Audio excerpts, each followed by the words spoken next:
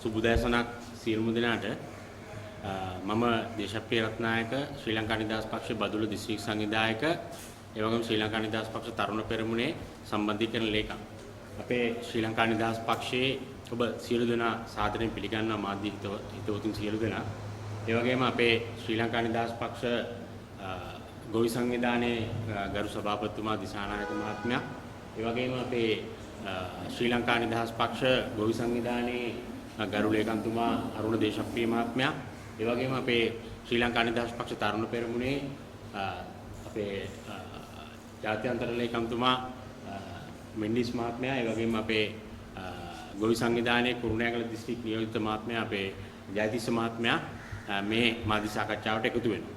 අපි දන්නවා 2021 අප්‍රේල් 27 වෙනිදා අතිගරු ජනාධිපතිතුමා විසින් ගොවීන් සඳහා ඍජුවම බලපාන කැබිනට් පත්‍රිකාවක් ඉදිරිපත් කරනවා. ඒ තුලින් සිදු කරන්නේ මේ රටේ වසර 60ක් වසර 55ක් 60ක් අතර කාලයක් තුල ක්‍රමක්‍රමයෙන් වර්ධනය වුණු ක්‍රමක්‍රමයෙන් පළල් වුණු විශේෂේත්‍රයක් ඍජුවම බලපෑම් එල්ල කරන පනතක් විදිහට තමයි මේ පනත ඉදිරිපත් කරන්නේ. අපි හැමෝම දන්නවා අද වෙනකොට අපේ රටේ රසායනික පොහොර හා රසායනික බෙහෙත් තහනම් කිරීමට අතිගරු ජනාධිපතිතුමා විසින් මේ පනත මගින් කටයුතු කරලා තියෙනවා. එතකොට අපි දන්නවා රසායනික පොහොර දීර්ඝ කාලයක් අපේ රටේ ගොවීන් පරිහරණය කරා.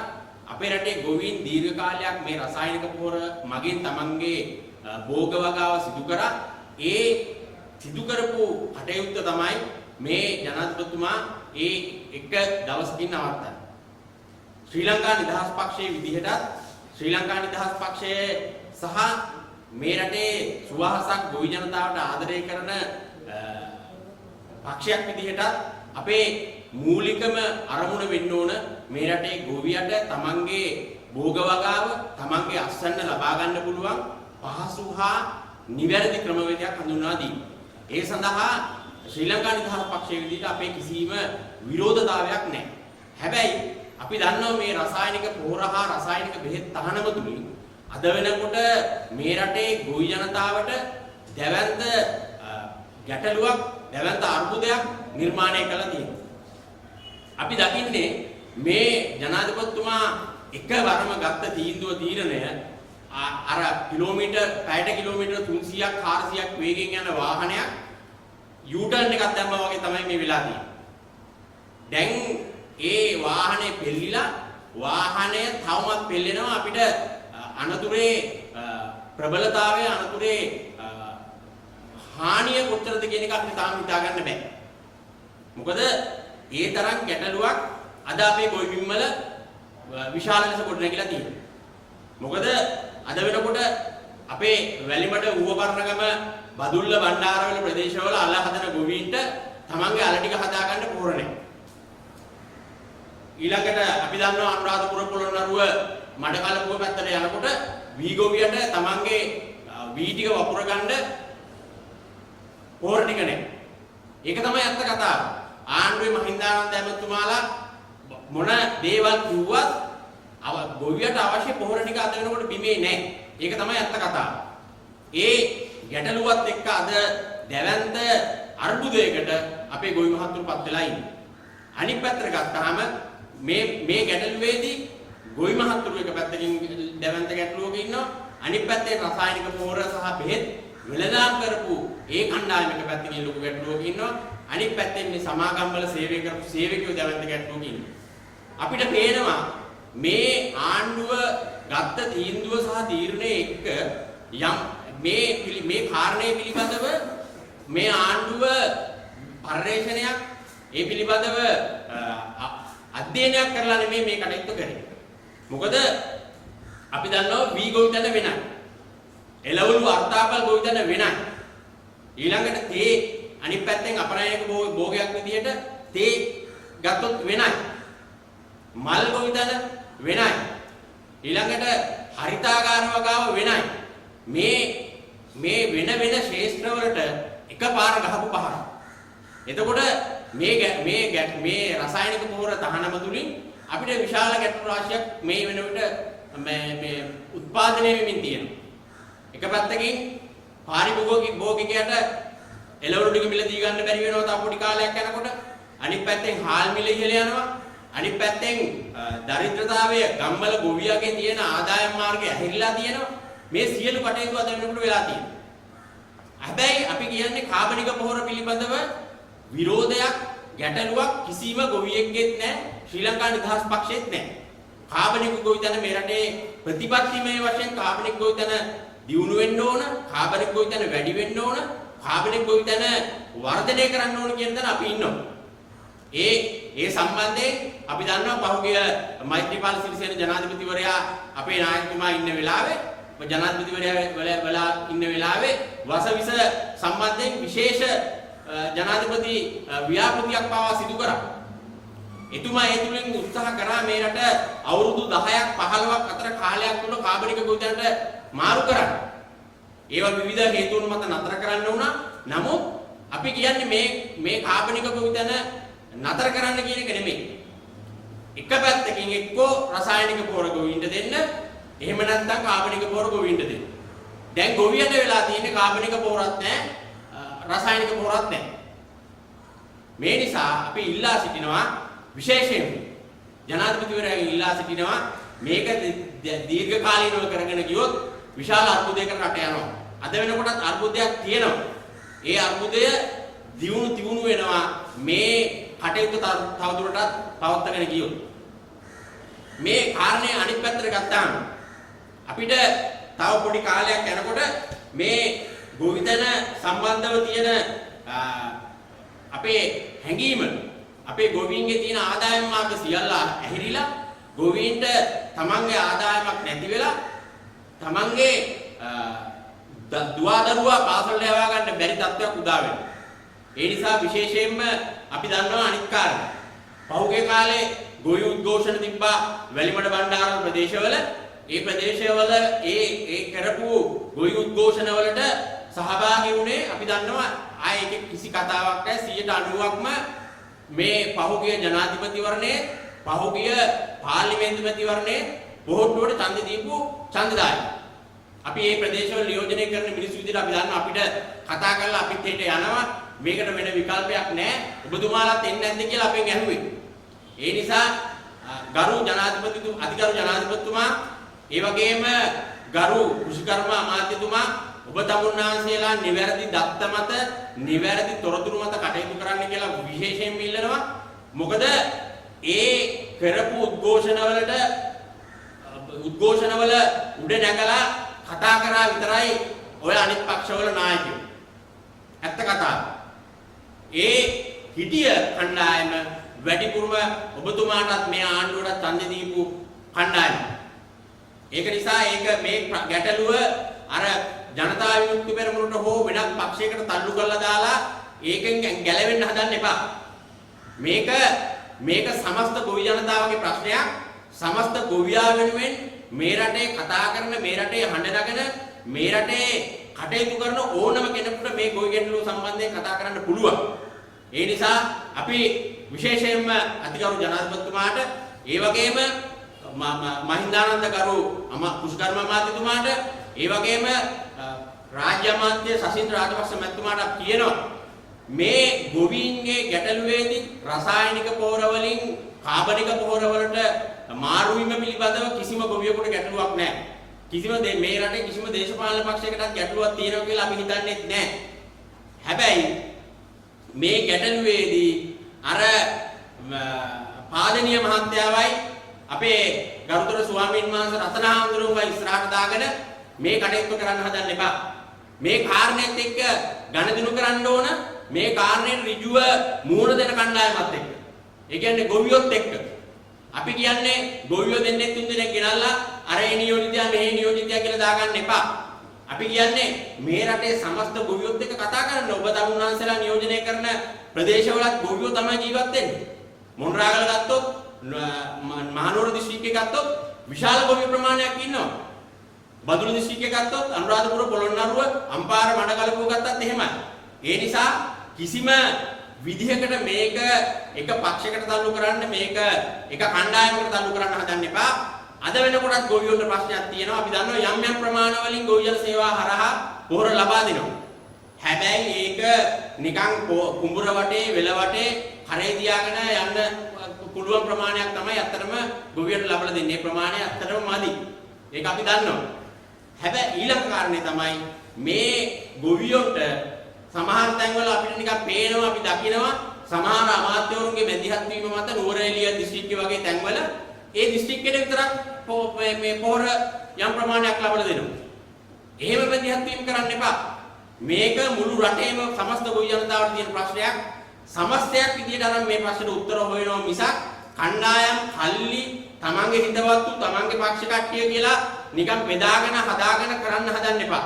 මේක දීර්ඝකාලීනව මේ විදිහට ගියොත් විශාල අර්බුදයක් රටට ගේන ආර්ථිකමය වශයෙන් විශාල හානියක් රටට කරන කටයුත්තක් බවට පත් වෙනවා. ඒ නිසා අපි කියනවා අපි කිසිම වෙලාවක ශ්‍රී ලංකා නිදහස් පක්ෂයේ විදිහට අපේ විරෝධතාවයක් නැහැ කාබනික ගොවිතැනට මාරු වෙනවට ප්‍රතිපත්තිමය වශයෙන් අපි ඒකට අපේ උපරිම ශක්තිය දෙනවා. අපේ පක්ෂයේ മന്ത്രി කණ්ඩායම උපරිම ශක්තිය දෙනවා. ඒ වගේම හැබැයි ගොවියෝ විනාශ කරමින් මේ යන කටයුත්ත පිළිබඳව අපිට ලොකු ගැටලුවක් තියෙනවා. ඒ නිසා කෙටි කාලීනව මේ වැඩේ ළඟ නමන වැඩ කරන්නේ නැතුව දීර්ඝ කාලීනව සැලැස්මක් එක්ක අපි යමු. අපිට ඕන නම් ශ්‍රී ලංකා නිදහස් පක්ෂේ ගොවි සංවිධානයේ විදියට අපේ සභාපතිතුමාලාගේ ලේකම්තුමාලාගේ මැදිහත් වීම මත යෝජනා මාලාවක් අපි ඉදිරියේදී දෙනවා. ඒ එක්ක මේ කටයුත්ත නිවැරදිව කරමු. මේක නැත්තම් හොඳ දෙයක් නරක විදිහට කිරීම මත විශාල අර්බුදයකට රටත් ජනතාවත් මේ ආණ්ඩුවත් පත් කරන කටයුත්තක් කරන එක අපි විශේෂයෙන් කියන්න ඕනේ. බොහොම ස්තුතියි. මම ආරාධනා කරනවා ගොවි සංවිධානයේ අපේ සභාපතිතුමාට ගොඩනගන්න.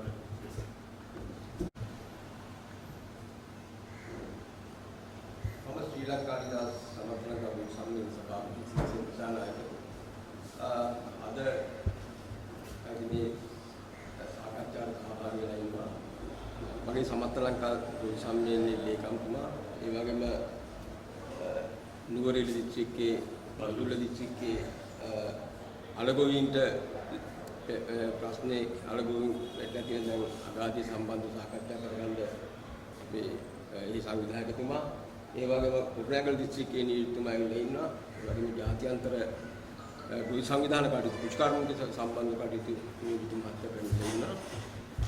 අද මේ බදුල්ල දිස්ත්‍රික්කයේ අපේ දිස්ත්‍රික් සංවිධායකතුමා කිව්වාගේ දැන් අපිත් බලා ඉන්න මාධ්‍යයේ මේ දිගට හරහට උද්ඝෝෂ කරන පෙළපාලි යනවා මේ එක සංවිධානවල මේ කාබනික පොහොර අවශ්‍යතාවයක් නැහැ මේ රසායනික පොහොර ලබා දෙන්න කියලා උද්ඝෝෂණයක් කරනවා පෙළපාලි යනවා. ඉතින් අපිටත් ආරාධනා කරනවා මේ පෙළපාලි යන්න උද්ඝෝෂණ කරන්න එන්න කියලා. නමුත් මම දැකපු එක දෙයක් තමයි මේක මේ ප්‍රශ්නේ අත වශයෙන්ම කාබනික පොහොර රටට අවශ්‍ය කාලයක් තියෙනවා අවශ්‍ය මේ ප්‍රවාහයක් තියෙනවා. මේ කාබනික පොහොර අපේ බදුල්ල දිස්ත්‍රික්ක සංවිධායකතුමා කිව්වාගේ 70 දශකයේ සිරිමා බණ්ඩාරනායක මැතිණිය දේශීය නිෂ්පාදන ඉස්සරහට ගන්න ලොකු වෙනසක් දැක්වුවා. දේශීය නිෂ්පාදන බගා කරන්න ලොකු උත්සාහයක් දැරුවා. බණ්ඩාරනායක මේ චින්තනයේ යටතේ සිරිමා බණ්ඩාරනායක මැතිණිය මේ කාර්යය කරගෙන ආවෙන්න ගොවින්ට විශාල සහයෝගයක් ලබා දුන්නා. හැබැයි මේක ක්‍රමක්‍රමයෙන් 77 වෙනකොටත් ආයි මේක වෙනස් වෙලා මේ හයිබ්‍රිඩ් බී වගාව හයිබ්‍රිඩ් බීජ සීස් වගාවට ගිහිල්ලා වෙලා විදේශීය මේ කුටි රසායනික ද්‍රව්‍ය කොම්පැනි වලට දීලා කොම්පැනි කාර්යෝ මේ පෝෂණය කරලා ඉලා මේ රටේ සමහර මැති ඇමතිවරු ඒවට සම්බන්ධ වෙලා ඒ කොම්පැනි දියුණු කරන්න තමයි මේ අනිත් දේශීය වගාවන්ට මේ ගොවි සංවිධාන වලට ගොවි ව්‍යාපාර වලට විශාල වශයෙන් හානි කරලා තියෙනවා. හැබැයි මේ හානි කරලා තියෙන්නේ මේ ශ්‍රී ලංකා නිදහස් පක්ෂ සමත ලංකාවේ 173ක් ඉන්න ගොවියෝ නෙමෙයි. මේවා කරලා තියෙන්නේ ඒ කාල පරිච්ඡේදවල මේ බලය ලබා ගැනීම සඳහා මේ බලය අල්ලා ගැනීම සඳහා යම් නායකවරු යම් මැති ඇමතිවරු මේ රටවල් වලට රට සංවිධානය කරන රට පාලනය කරන්න බලය ලබා ගැනීම සඳහා මේ එක යෝජනාවල් කරලා තියෙනවා. හැබැයි පොහොර නොමිලේ දෙන්නත් මේ යෝජනා කරලා තිබුණා පහුගිය කාලේ මට මතකයි මේ දේශපාලන මැතිවරණවලදී පොහොර මේ මිනිසුන්ට 350 කට 200 දෙන්නත් කතා කරලා තිබ්බා. දැන් මේකට මේ කරපු නායකයෝ එකක් කියන්න ඕන මේ රටේ වෙලා තියෙන අපරාධي. ඒ පොහොර ගහපු පොහොර කෘතිම පොහොර යූරියා විශේෂයෙන් යූරියා වාගේ විශේෂ රසායනික පොහොර ගහපුකින් සියලුම බගාවන් විතරක් නෙමෙයි ගෙවතු වල පවා ඒ විනාශේ වෙලා තියෙන විනාශ වශයෙන් අපේ අනුරාධපුර දිස්ත්‍රික්කේ ගත්තාම බඩේරුග වගාව මම මෙතන ප්‍රකාශ කරනවා පහුගිය කාලවල ඉස්සෙල්ලාම ආරම්භ කරන බඩේරුග තිබුණා මේ කාලේ හේන් වල හැදුවා බඩේරුග. නමුත් මේක මේ ගොවියන්ට අඳුරලා දීලා විශාල වැඩි කොටසක් අරන් ගියා අපි හිටපු අභාප්‍රාප්ත වූ ගෝරිසානායක මහමිතුමා තමයි නිර්භය කියනවා මේ බඩේරුග වගාවේ මුල් ආරම්භකයා. මුල් මේක විශාල වශයෙන් මේ ගොවින්ට අඳුරලා දීලා ගොවින්ට පුළුවන් තරම් උදව් කරලා ඉලා මේක ආර්ථික භෝගයක් බවට පත් කරනවා. හැබැයි මේ වී වගාව විතරක් නෙමෙයි මේ බඳුල්ලේ අපේ සංවිධායකතුමා කියවාගේ වී විතරක් නෙමෙයි බඩේරුග වගාව, වී වගාව, අනිකුත් සියලු වගාව, මල් වගාව, නුවරඑළියේ තියෙන මල් වගාව මම මල් ළඟදී නුවරඑළිය ගියා. මල් වගා කාර්ය සම්පූර්ණ විනාශ වෙලා. මල් වගාව වලට මේ කෘමිනාශක ගහන්න නැත්නම් මල් වගාව හදන්න බෑ. මල් වගා රසායනික පොහොර නැත්නම් මල් වගාව හදන්න බෑ. ඒ නිසා මේ කෘෂිකර්ම ක්ෂේත්‍රය දියුණු කරන්න කොම්පැනි කාර්යෝ මාධ්‍යයේ මේ රට පහ කෙවුවා කියලා තා කොහෙද නැති මිනිස්සු ගෙනල්ලා ඉරලා මේ දොස්තර මහතුරු ගෙනල්ලා ඉරලා කෘෂිකර්මයේ මේ කාබනික පොහොර මෙහෙම කරන්න කියලා කිව්වට එහෙම කරන ක්‍රමයක් නැහැ. අපි යෝජනා කරන්නේ ලංකාවේ 73ක් ඉන්නවා ගොවි ජනතාව අපේ මෛත්‍රීපාල සිරිසේනගරු ජනාධිපතිතුමා ඉන්න කාලේ දුමින්ද සාන කැමතිවරයා ඉන්න කාලේ සිතමු ගොවි සංවිධාන හදලා කාන්ත සංවිධාන හදලා ඒ කාන්ත සංවිධාන ලොකු ශක්තියක් දීලා ඉන්නවා. දැන් අද බැලුවොත් හැම දිස්ත්‍රික්කම ගෙවතු වගාව සම්පූර්ණ කරන්න යන්නේ කාබනික පොහොර වලින් කාන්තාව ගොවි සංවිධාන වල. එහෙමනම් ඒ ශක්තිය ඒක හදපු එක ඒ ක්‍රමවේදය ඒක ඉදිරියට ගෙනියන්න මේ ආණ්ඩුව සැලසුම් කරන්න ඕනේ. අපි අධිකරු ජනාධිපතිතුමාටවත් අගමැතිතුමාටවත් කෘෂිකර්ම ඇමතිතුමාටවත් අපි කියන්නේ මේක වහම නවත්තන්න කියලා. අපි කියන්නේ මේ කාබනික පොහොර 125ක් එක කන්නක හදන්න. 125ක් හදන්න. අනික එක ඊළඟ කන්නට හදන්න. මේ කන්නෙන් කන්නට ගොවියෝ දැනුවත් කරන්න. ගොවි පොළවල් වලට ඇවිල්ලා ගොවි සංවිධාන වලට ඇවිල්ලා ගොවියෝ දැනුවත් කරන්න. එහෙම නැතුව එකපාරම මේ මම මේක පැය 24න් අයින් කරන්න කියලා කිව්වොත් මම හිතේ හරි කනගාටුවක් ඒක ඒ වගේම කියන්න. හැබැයි මේ රජයේ වග කියන්න වෙනවා ඊළඟ කන්න දෙක තුන යනකොට සහල් නිෂ්පාදනයේ 150කින් පල්ලයට බහිනවා. සහල් නිෂ්පාදනය. හැබැයි නිෂ්පාදනයේ 150කින් බැත්තාම ඇමතිවරයා කවුද අපේ මේ මහින්දානන්ද ඇමතිවරයා අපි රටෙන් ගේනවා මේ හාල් කියලා. මම අහනවා රටෙන් ගේන හාල් තියා හැම පාරිභෝජන භාණ්ඩයක්ම මේ කොම්පෝස්ට් පොහොර ගහලා ගිරපුවාද? මේවා ඔක්කොම කියන්නේ හාල් හදන්නේ ඒ කොම්පෝස්ට් පොහොර දාලාද? කොම්පැනි කාර්යෝ නැව් පිටින් ගෙනල්ලා ඉවරලා හාල් ටික ගෙනල්ලා දෙන්නේ ඒත් වසවිත තියෙන හාල් ටික විතරයි. ඒ දේ කරන්න එපා. පිට රටින් ගේන සියලු දේවල් අපි විරුද්ධයි. මේ රටේ නිෂ්පාදනය කරන්න ශක්තිය දෙන්න ගොවි සංවිධාන වලට අපේ ගොවි සම්මේලනට ශක්තිය දෙන්න අපි මේ බ්‍රාස්පෙන්දා 22 වෙනිදා එකට තියෙන මේ ස්ථානෙම ගොවි මේ විධායක සභාව තියෙනවා. එදාට ලංකාවේ තියෙන දිස්ත්‍රික්ක 25 වෙනවා අපි ගොවි නියෝජිත මහතුරු. අපි මමත් අපේ ලේකම්තුමා ගියා අංකජන් පාර්ලිමේන්තු මන්ත්‍රීවරයාගේ මැතිවරණ වලට යාපනයේ 99% අපිට දුක හිතනවා. වේටිය විතර ඇඳගෙන හිටියේ උඩකයට කිසිම ඇඳුමක් නැහැ. මඩ ගාගෙන ආවිල්ලා රැස්සින් ඉඳගත්තේ. හැබැයි එයාලා කරේ 100%ක්ම කාබනික පොහොර. නමුත් මේ මිනිසුන්ට අවශ්‍යතාවය තියෙන යූරියා පොහොර මේ අනිකුත් මේ රසායනික පොහොර අරගන්න. හැබැයි කාබනික පොහොර අද යෙදෙව්වත් මම එක ප්‍රශ්නයක් අහනවා. මේ කෘමිනාශක වලින් හදන දේවල් අද ජනතාවට ගොවි ජනතාවට දැනුම් දීලා තියෙනවද? ඒවා කරලා දීලා තියෙනවද? ඒ ජනතාවට අවබෝධ කරලා දීලා තියෙනවද? ඒ ගැන සාකච්ඡා කරලා තියෙනවද? කුචි රසායනික වලට කුචි මේ තෙල් වලට මොකද කරන්නේ? දැන් සමහර අවස්ථාවලදී අපි කියනවා කුචි මේ තෙල් ගැහුවොත් නම් හොඳයි කියලා. දැන් අර පහුගිය කාලේ සේයා දලබු ඇවිල්ලා සේයා දලබුවාට මොකද්ද කරන්නේ මේගොල්ලෝ කරලා තියෙන්නේ? සේයා දලබුවා බඩේරුක නිෂ්පාදනය සම්පූර්ණ විනාශ වුණා. ඒතකොට දැන් ඊළඟට අපි මාස් කන්න එනකොට මාස් කන්න එක කන්නයි බඩේරුක වගා කරන්නේ. වී වගා කරන කන්න දෙකක්. බඩේරුක වගා කරනකොට මාස් කන්න එනකොට දැන්ට පොහොර නැත්තම් දැන්ට පොහොර ගෙනල්ලා නැත්තම් දැන්ට කාබනික පොහොර දාලා බඩේරුක වගා කරන්න පුළුවන්. නිසා අතිකරු ජනාධිපතිනේ අපේ මේ සම්මේලනෙත් එක්ක සාකච්ඡාවක් අපි ගරු පුචුකරන මිතුමාගෙන් අපි ආරාධනා කරන අපිත් එක්ක සාකච්ඡා කරන්න කතා කරන්න. අපිට පෙළපාලි ගිහිල්ලා ඌ කියලා පෝටර් ගහලා කෑ ගහන්න අපිට කියන්නේ. ඉතින් තමුන්නාන්සලා මේ අපි ඉල්ලීමක් කරන අපේ බදුල්ලේ සංවිධායකතුමා කිව්වාගේ අපිත් එක්ක සාකච්ඡා කරන්න. ගොවියොත් එක්ක. ගොවියෝ නැතුවනේ මේ හයිබ්‍රිඩ් ගොවියෝ ගැන සාකච්ඡා කරලා හරියන්නේ නැහැ. ඒ නිසා මේ වැඩ පිළිවෙල 100%ක් අපි සාර්ථකව අපි විශ්වාස කරනවා. අපි ආරාධනා කරනවා. ඒ හින්දා මේ වැඩ පිළිවෙල සකස් කරගන්න නම් කුෂ්කර්මාන්තේ දියුණු කරන්න නම් ගොවි සංවිධාන ශක්තිමත් කරලා ගොවි නියෝජිත මහතුරු ශක්තිමත් කරලා ගොවිය පැත්තෙන් එන්න මේ මම මාධ්‍ය දිගට හරහට හොඳට බැලුවා. මේ මම රෑ 10 11 වෙනකල් බලනවා මේ පොහොර හදන්නේ කොහොමද? පොහොර හදන ක්‍රමයක් කියන්නේ නැහැ. හදන හැටි පෙන්නනවා. ඉතින් ඒව වැඩක් නැහැ අපිට. ඒව වැඩක් නැහැ ගොවියන්ට. ඒව ඕන අවශ්‍යතාවය තියෙන්නේ මේවා මේ විකල්පයක් වශයෙන් මේ පොහොර හදන්න. දැන් බැව්වල තියෙන ජපන් ජබර ගෙනල්ලා ගෙනලා පොහොර හදනවා. මේ බැව්වල තියෙන සාකා හොඳයි. බැව් සුද්ධ වෙනවා. බැව් අනිවාර්යයෙන්ම සුද්ධ කරන්න ඕන. බැව් සුද්ධ කරොත් තමයි මේ වගාව කරන්න පුළුවන්. ඒ නිසා දැන්ට බැව්වල තියෙන ගෙනල්ලා මේ පොහොර හදනේ වගේ මට ලොකු සැකයක් තියෙනවා.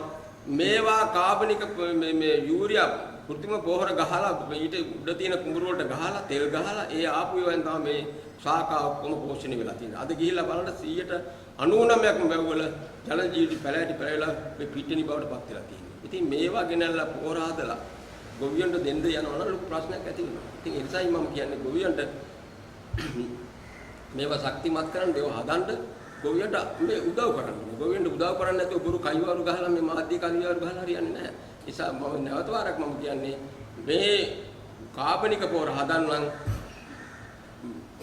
සත්තුන්ගේ ගවයින්ගේ ද්‍රව්‍ය වල ගව මල මුත්‍ර. එහෙම නැත්නම් කුකුල්ලුන්ගේ වුණා. ඔය සත්තුන්ගේ වුණා. එහෙම නැතුව ගෙනල්ලා ඉල්ල වැවියේ තියෙන රොම් මඩ ටික ගෙනල්ලා පොඩි කරලා දීලා මේ කාබනික පොහොර හදන්න බෑ. ඒ හින්දා අනිවාර්යයෙන්ම ගොවි සංවිධාන සම්පූර්ණ ශක්තිමත් කරලා මේ අවුරුද්දේ කාබනික පොහොර කියන එක පොඩ්ඩක් පැත්තකට දාලා ගොවිය දැනුවත් කිරීමේ වැඩසටහනක් කරන්න කියලා තමයි ඉල්ලීමක් කරන්නේ. හින්දා මේ දැන්ට මම එක ඉල්ලීම තව කරනවා වතුර ප්‍රශ්නේ. විශේෂයෙන් ඒ කලාපේ තමයි අපි විශාල වශයෙන් මේ රට මතසපෙන්න ගොවි ඉන්නේ ඒ කලාපේ. අද ඒ කලාපෙට තියෙන්නේ මේ ගන්නෝරුවේ ජල පාලන කමිටුවෙන් තමයි තීරණය කරන්නේ මේ ඒ කලාපෙට කොහොමද වතුර දෙන්නේ කියලා. කලාවේ වතුර අඩි ලක්ෂයක් කියන කලාවේ වතුර අඩි ලක්ෂයක් කල්ලන්නේ නැහැ. කලාවේ ගොඩ වෙලා තියෙන්නේ. කලාවේ වතුර අඩි 80000ක් විතර අල්ලන්නේ. ඉතින් කලාවේ යඩේ තියෙන වැව් 127ක් තියෙනවා. දැන් අද ගිහිල්ලා බලන්න එක වැව් වලින් වැව් 10ක්වත් නැ සුද්ධ කරලා ගන්න පුළුවන්. හැබැයි මම සතුටු වෙනවා මේ අවස්ථාවේ වැව් දෙකක් තුනක් සුද්ධ කරන මහවැලියෙන්. ඒ නිසා මම සතුටු වෙනවා. මම කියන්නේ වැව් 127ම සුද්ධ කරන්න. කලාවේ වතුර කලාව පිරුණාන් පස්සේ ඒවා පිටාර කරලා යන්නේ තබ්බෝවේ මුහුදට යන්නේ. එළුවන්කොළ මහරහා මුහුදට යන්නේ. ඇයි ඒ වතුර ඉතුරු කරගන්න බැරි? පොංගව කියලා තියෙන ජලාශයක්. ඒ ජලාශය අක්කර 600ක් තියෙනවා. අපි නේවාස ව්‍යාපාර කළමනාකාරතුමාත් එක්ක අපි ගිහිල්ලා මේ කැලේ ඇවිද්දා. මේක ජලාශයක් කරන්න පුළුවන්. ඇයි මේ ජලාශය කරන්න බැරි? මේ වතුර නැති ප්‍රශ්නේ නොච්චාගම දක්වා උත්තරම නොච්චාගම දක්වා මිනිසුන්ට බලපානවා. යාල් කන්නේ කිසිම වගාවක් කරන්න බෑ. 10යි 15යි 20යි වගා කරන්නේ ඒත් වතුර නැහැ. දෙන්නේ දින 7යි 10යි 12යි 15යි. ඒක දින 10ට 12ට 15ට වී වගාවක් කරන්න පුළුවන්. ඉතින් මේ දේ තේරුම් ගන්න කුසිකර්ම මිත්‍තුමාට මම කියනවා මේ දේ ওই විදිහ නම් මාධ්‍ය කරලා නම් මේ ගමන යන්න හම්බෙන්නේ නැහැ. මේ ගමන යන්න නම් අනුරාධපුර දිස්ත්‍රික්කයේ පොළොන්නරු ඒ වගේම බදුල්ල දිස්ත්‍රික්කයේ ගොවි නියෝජිත මහතුත් එක්ක එකතු වෙලා සාකච්ඡා කරලා මේක දීර්ඝකාලීන ගමනක් යන සැලසුම් කරගන්න කියලා මම ඉල්ලීමක් කරනවා. මම නැවත සිල්වස්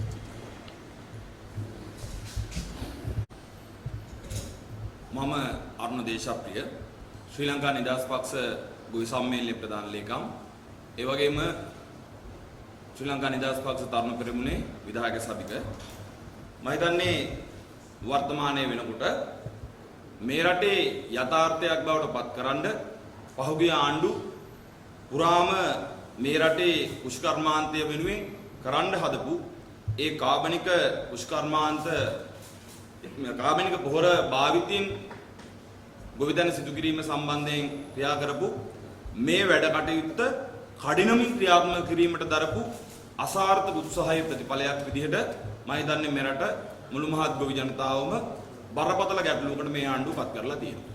මම හිතන්නේ මේ සම්බන්ධයෙන් වග කියන්න ඕනේ මේ ආණ්ඩුව. සහ අධිකරු ජනාධිපතිතුමන්ට මේ සම්බන්ධයෙන් උපදේශ අනුශාසනා ලබා දෙන කෘෂිකර්මාන්තයට ඍජුව සම්බන්ධ නොවන විද්වතුන් තමයි මේ සම්බන්ධයෙන් ඔය කියන්න ඕනේ කියලා අපි විශ්වාස කරනවා. මොකද අපි මාධ්‍යයෙන් දකිනවා නිරන්තරයෙන් මේ කෘෂිකාර්මික කමිටු සහ මේ සැලසුම් සකස් කරන තැන්නේ ඉන්නේ මහ ජනතාවත් එක්ක නිරන්තරයෙන් ගැටෙන ගොවියෝ නෙමෙයි, ගොවිත් එක්ක කටයුතු කරන නිලධාරී නෙමෙයි, ඉන් එහාට ගිහපු කෘෂිකාර්මිකයන්ට එක්ක සම්බන්ධ නොවන බොහෝ දෙවිය තමයි. අපි ශ්‍රී ලංකා නිදහස් පක්ෂ ගොවි පෙරමුණ විදිහට මේ රටේ කාබනික ගොවිතැනත් එක්ක නිරන්තරයෙන් ඒ දියුණු කරන්න උත්සාහ කරපු පක්ෂයක් විදිහට ජනතාව වෙනුවෙන් නිෂ්පාදන ආර්ථිකය වෙනුවෙන් විශ්වාසය දරන පක්ෂයක් විදිහට අපි දන්නවා අපේ පක්ෂයේ දරු සභාපතිතුමා මෛත්‍රීපාල සිරිසේන මැතිතුමා අවුරුදු 12කට වැඩි කාලයක් මහාලිය අමාත්‍යවරයා විදිහට අවුරුදු 5ක වගේ කාලයක් කෘෂිකර්ම අමාත්‍යවරයා විදිහට ඒ වගේම අපේ ජාතික සංවිධායකතුමා දුමි දිසානායක ඇමතුමා කෘෂිකර්ම අමාත්‍යවරයා විදිහට අපේ සන්දාන මහලේකම්තුමා මහින්ද අමරවීර මැතිතුමා කෘෂිකර්ම අමාත්‍යවරයා විදිහට කටයුතු කරපු කාලේ මේ කාබනික ගොවිතැන සම්බන්ධයෙන් විවිධ වැඩසටහන් කරා. ශ්‍රී ලංකා නිදහස් පක්ෂ ගොවි පෙරමුණ විදිහට අපි ඉන්න ස්ථාවරය තමයි ආණ්ඩුව මේ කඩිනමින් මේ රටේ කාබනික ගොවිතැන කරන්න යනවා කියන මේ වැඩේ වැරදි. අපි ගොවි පෙරමුණ විදිහට ඊට තරයේ යුක්තතාවය ප්‍රකාශ කරනවා. ඒ විතරක් නෙමෙයි අපි ගොවි සංවිධානයේ මතය විදිහට අපි විශ්වාස කරන්නේ 100% මෙරට කෘෂිකර්මාන්තයේ කාබනික වගාවෙන් සිදු කරන්න බෑ. මොකද ලෝකයේ කිසිදු රටක් මේ වෙනකොට කාබනික ගොවිතැනින් 100% කෘෂිකර්මාන්තය කරන්නේ නැහැ. ඒක කරන්න සමත් වෙලා තියෙනවා. ඒකට තුන්වෙනි ලෝකයේ රටක් විදිහට අපි දන්න අපිට කඩිනමින් එක කන්නයක් තුල මේ වැඩේ කරන්න යනවා කියන එක අපේ ගොවියා බරපතල ප්‍රශ්නයකට අද දැමීම. ඒ විතරක් නෙමෙයි. මේ රටේ අපි විශ්වාස කරන්නේ ගොවි ජනතාව කියන්නේ යමක් කර ගියා ගන්න අපහසුතාවයෙන් ඉන්න විවිධ අපහසුතාවයන් මැද්දේ විවිධ දුක් ගැහැණ මැද්දේ ජීවත් වෙන පිරිසක්. මේ රටේ 73ක් විතර ඉන්නේ ගොවි ජනතාව. එතකොට මේ ගොවි ජනතාවට වසර 50ක් විතර රසායනික පොහොර සහ කෘමිනාශක භාවිතයෙන් සිදු කරපු මේ ගොවිතැන එකපාර කාබනික පොහොර භාවිතයෙන් සිදු කරන්න කියලා මේ ආණ්ඩුව බලහත්කාරයෙන් පටවනකොට ඒ සඳහා අනුගත වීමේ හැකියාවක් නැහැ. ඒ නිසාද ගොවියා බරපතල ප්‍රශ්නයකට පත් වෙලා තියෙනවා. ගොවියාට මේ කාබනික පොහොර ටික විධිමත් ආකාරයෙන් හදාගන්නේ කොහොමද කියන ප්‍රශ්නේ ඉන්නවා. මම හිතන්නේ ආණ්ඩුව විශ්වාස කරනවා මේ රටේ ගොවි ජනතාවට ලබන කන්නේ වෙනකොට මේ කාබනික පොහොර කෙසේ හෝ ලබා දීමේ හැකියාව තියෙනවා කියන විශ්වාසය ආණ්ඩුව කටයුතු කරන්න උත්සාහ කරනවා. හැබැයි අපි පැහැදිලිව ආණ්ඩුවට කියනවා ආණ්ඩුව මේ අභියෝගය කෙසේ හෝ ජයග්‍රහණය කරා මෙරට කෘෂිකර්මාන්තය කාබනික ගොවිතැන තුළ ක්‍රියාත්මක කිරීමට මේ ආණ්ඩුව මේ ආකාරයෙන් කඩිනම් ආකාරයෙන් ක්‍රියාත්මක කරොත් මේ කාබනික පොහොර ගොවියට ලබා දීමෙන් පමණක් මේ කෘෂිකර්මාන්තය සාර්ථක කරගන්න බෑ කියන විශ්වාසය අපි ඉන්නවා. මොකද කාබනික පොහොර භාවිතා කරලා ශේෂ්ත්‍රය තුළ කටයුතු කරනකොට බිම් සැකැස්මේ සිට අස්වනු නෙළන කාලය දක්වා අතරමැදදී ඇතිවෙන ඒ අභියෝග වලට මුහුණ දෙන්න ගොවියා දන්නේ නැහැ. ගොවියට ඒ පිළිබඳව බරපතල ප්‍රශ්නයක් තියෙනවා. ගොවියා මේ අභියෝගයට මුහුණ දෙන්න ගොවියා සූදානම් නැහැ. ඒකට හේතුව තමයි මේ රටේ ගොවි ජනතාව තමුන්ගේ වගාවෙන් ලැබෙන අස්වැන්නෙන් තමයි තමුන්ගේ මුළු ජීවිතේම ගෙඩියන්නේ. අවුරුද්දක් තුළ තමුන්ට ලැබෙන ආදායම අඩු වුණොත්, තමුන්ගේ අස්වැන්න නිසි ප්‍රමාණය නොලැබුණොත්, තමුන්ගේ දරුවාට උගන්වන්න, තමුන්ගේ ගෙදර කෑම ටික කන්න, තමුන්ගේ ගෙදර අනිකුත් අවශ්‍යතාවයන් ටික කරගන්න අවුරුද්ද පුරා ගොවින්ට බෑ. ඒ නිසා ගොවින්ගේ බරපතල ප්‍රශ්නේ ගොවියා ඉන්නවා.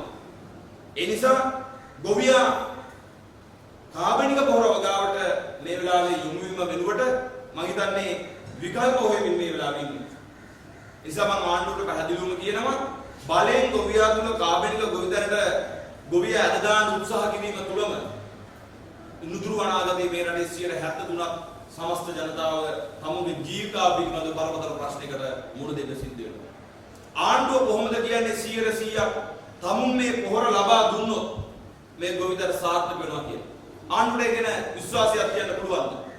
ආණ්ඩුව අපේ ගොවියා පිළිබඳව එහෙම වගකීමක් ගන්නවද? ආණ්ඩුවට පුළුවන් පොර ටික දීමෙන් පමණක් කාබනික ගොවිතැන මේ මහ පොළොව තුල යථාර්ථයක් කරන්න. ඒක බෑ. හැබැයි අපි ආණ්ඩුවට කියනවා මේ බරපතල කාරණාව මේ රටේ මහ ජනතාව මහ ව්‍යාපාරයට බැහැලා මේ කියන බරපතල කාරණාව ආණ්ඩුව නිවැරදිව වටහා නොගෙන බලහත්කාරයෙන් ලබන කන්නේ වෙනකොට මේ ආණ්ඩුව වර්තමානයේ නිස්ථාවර වෙනස් කර කටයුතු කරොත් ඊළඟ මේ රටේ කුෂ්කර්මාන්තේ කඩා වැටෙනවා විතරක් නෙවෙයි මේ රටේ ජනතාවට තමුන්ගේ ජීවිකාව ගෙනියන්න බැරුව උසගින්නේ මහාමාගේ මිය දෙන්න වෙන තත්ත්වයට එහෙමත් නැත්නම් වහකාලා මරණ තත්ත්වයටපත් වෙනවා. නිසා ආණ්ඩුව මේ සංකීර්ණ කාරණාව තේරුම් ගන්න ඕනේ. ආණ්ඩුව හිතුවක්කාරී විදිහට ආණ්ඩුව හිතනවා නම් කාබනික පොහොර ලබා දීලා රසායනික පොහොර තහනම් කරලා මේ කුෂ්කර්මාන්තේ කාබනීකරණය කරනවා කියලා ජාත්‍යන්තර විශ්වාසය දිනා ගන්න ගෞරවයටපත් වෙන උත්සාහ කරන ආණ්ඩුව තමුන්ගේ මේ අවසන් කාලෝරාව ගෙවනවා කියන එක තමයි අපිට ආණ්ඩුවට දෙන්න දෙන පණිවිඩය. ලබන කන්නේ වෙනකොට මේ ආකාරයෙන් ආණ්ඩුව කටයුතු කරන්න සූදානම් වුණොත් අපි විශ්වාස කරනවා මේ රටේ ගොවියා බරපතල ප්‍රශ්නයකටපත් වෙනවා විතරක් නෙමෙයි ආණ්ඩුව පිට රටින් මේ මහ ජනතාව වෙනුවෙන් පරිභෝජනය සඳහා වූ ආහාර ද්‍රව්‍ය ආනයනය කිරීම පමණක් නෙවෙයි ආණ්ඩුවට මීට වඩා මේ ගොවි ජනතාවගේ ජීවිත වෙනුවෙන් සහනාධාර පවා දෙන්න සිද්ධ වෙනවා කියන අනුතුරු වගවීම අපි ආණ්ඩුවට කරනවා. නිසා ආණ්ඩුව මේ හදාගන්නේ තමුන් එක ප්‍රශ්නයක් නිසා ප්‍රශ්න මාලාවක් හදාගන්න දරන උත්සාහයක් විදිහට තමයි අපි දකින්නේ. ඒ නිසා ශ්‍රී ලංකා නිදහස් පක්ෂ ගොවි කරමුණ විදිහට අපි ආණ්ඩුවට යෝජනා කරනවා මේ ගත්ත කාබනික පොහොර වගාව වෙනුවෙන් මේ දුෂ්කර්මාන්තේ නගා සිටු වෙනුවෙන් අපි කොන්දේසි විරහිතව ආණ්ඩුවට සහයෝගය දෙන්න අපි කැමතියි. ශ්‍රී ලංකා නිදහස් පක්ෂයේ විදිහට මේ ආණ්ඩුවේ කොටස්කාරයෝ විදිහට අපි මේ කාබනික පොහොර වගාව ඉදිරියට සාර්ථක මේ මහ පොළොවේ යථාර්ථය කිරීම වෙනුවෙන් පෙනී හිටිනවා. හැබැයි මේ පෙනී හිටින්නේ ඒ සඳහා වූ විධිමත් වැඩපිළිවෙලක් ඔස්සේ ආයේ. ආණ්ඩුවේ වැඩපිළිවෙල වර්තමානයේ අපි ආණ්ඩුවේ වැඩපිළිවෙල සාර්ථක වැඩපිළිවෙල වෙනවා අපි විශ්වාස කරන්නේ නැහැ. නිසා අපි ආණ්ඩුවට කියනවා මේ කාබනික පොහොර වගාව වෙනුවෙන් යම් කාලයක් අපි ගත යුතුයි. මේක එකපාර කරන්න පුළුවන් වැඩක් නෙවෙයි. අපේ ගොවියා මේ කාබනික පොහොර වගාව සම්බන්ධයෙන් වූ අවබෝධය සමස්ත ගොවි ජනතාව තුළ අඩුයි, විශ්වාසය අඩුයි. ඒ නිසා ආණ්ඩුව ගොවියාගේ විශ්වාසය ඇති කිරීමට පළමුව කටයුතු කරන්න ඕනි.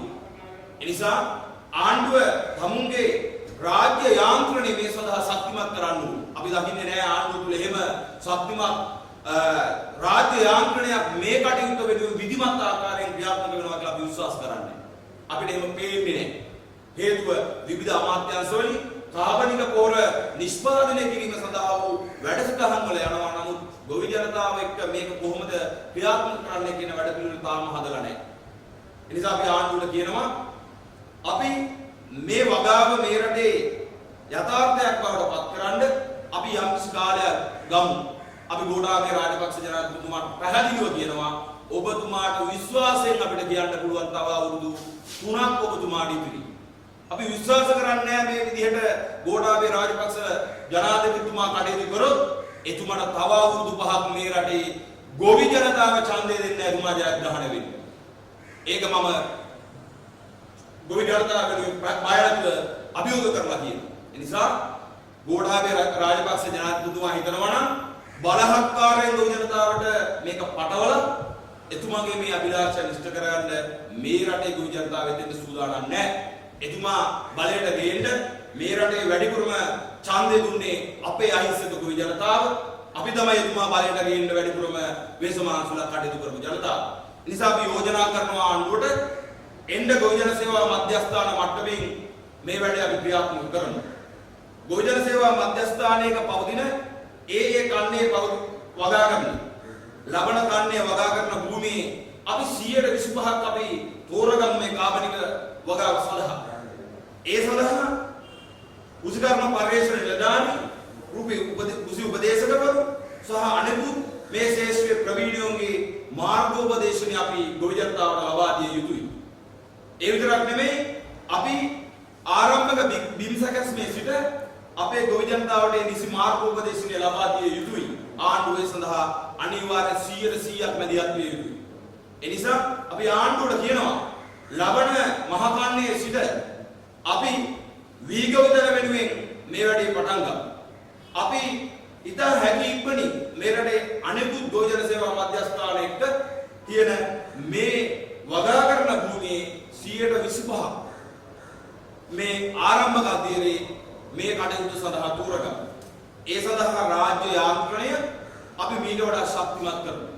අපි කාබනික පොහොර සහ ඒ ආශ්‍රිතව ඇති වෙන පලිබෝධ වල් සහ අනෙකුත් ප්‍රායෝගික ගැටලු බිම්සකස්මේ සිට අස්වැන්න නිරණ කාලය දක්වා ආණ්ඩුවේ මැදිහත් වීමත් එක්ක මේ වැඩේ සාර්ථක කරන්න කටයුතු කරමු. ඊට පස්සේ අපි ගොවි ජනතාව තුළ විශ්වාසය ඇති කරමු මේ වැඩේ සාර්ථක කරන්න පුළුවන් කියලා.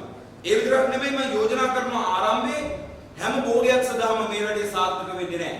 ඒකයි ශ්‍රී ලංකා නිදහස් පක්ෂ ගොවි පෙරමුණ විදිහට අපි විශ්වාස කරන්නේ 100% මේ වැඩේ යථාර්ථයක් කරන්න බෑ කියලා. අපි පළමුව මූලිකත්වය දෙමු අපේ පරිභෝජන බලන්න සඳහා ආහාර භෝග නිෂ්පාදනය සඳහා මේ වැඩේ දෙමු. දැන් අපේ කලින් අදහස් දැක්වුව අපේ සහෝදරවරු කිව්වා නුවරඑළිය මල්වගාවට මේක බලපාන විදිහ අපේ ගොවියෝ මල් කන්නේ නැහැ.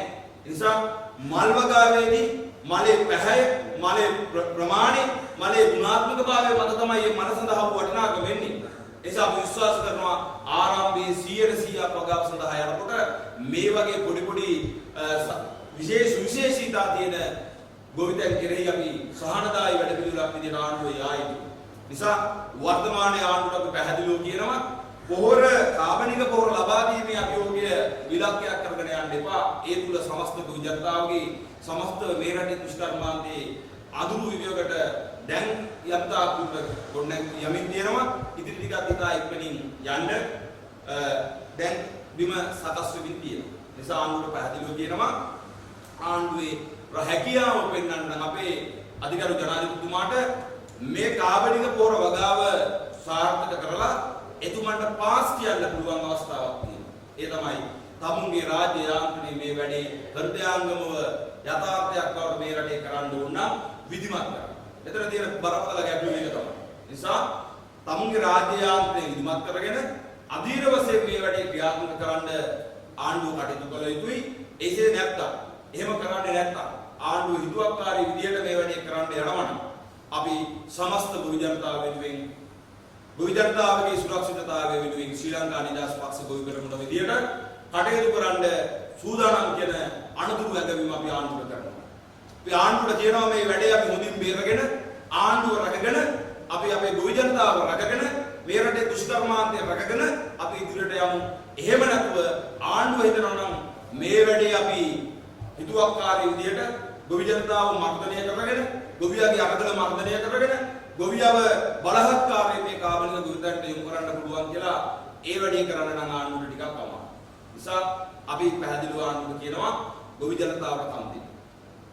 දුෂ්කර්මාන්තයෙන් පරිබාහිර උපදේශ අනුශාසනා දෙන කණ්ඩායම් වල වචනේ විශ්වාස කරලා ගොවි ජනතාවගේ අභිලාෂයන් තේරුම් නොගෙන කටයුතු කරොත් ආණ්ඩුව තමුන්ගේ ගමන හමාර කරගන්න තමයි මේ හදන්නේ. නිසා ආණ්ඩුවට පැහැදිලිව කියනවා අපි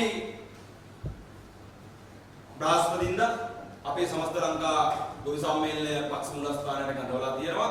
අපි දිස්ත්‍රික්ක 25ම අපේ සහෝදර සමාජිකයන් කැඳවලා තියෙනවා.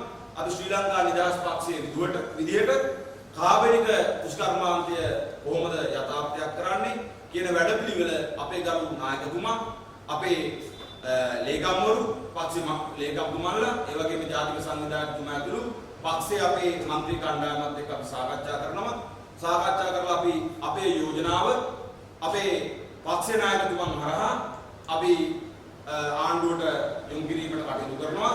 ඒ නිසා අපි සමස්ත මේ ශ්‍රී ලාංකේය ගොවි ජනතාවට අපි පැහැදිලිව කියන්න කැමති අපි මේ වැඩේදී මේ වැඩේ යථාර්ථයක් කරන්න මේ හොඳ චේතනාව යථාර්ථයක් කරන්න අපි ආරක්ෂා වෙමින් ආණ්ඩුවට දී ඇති සහයෝගය දෙන්න සූදානම්.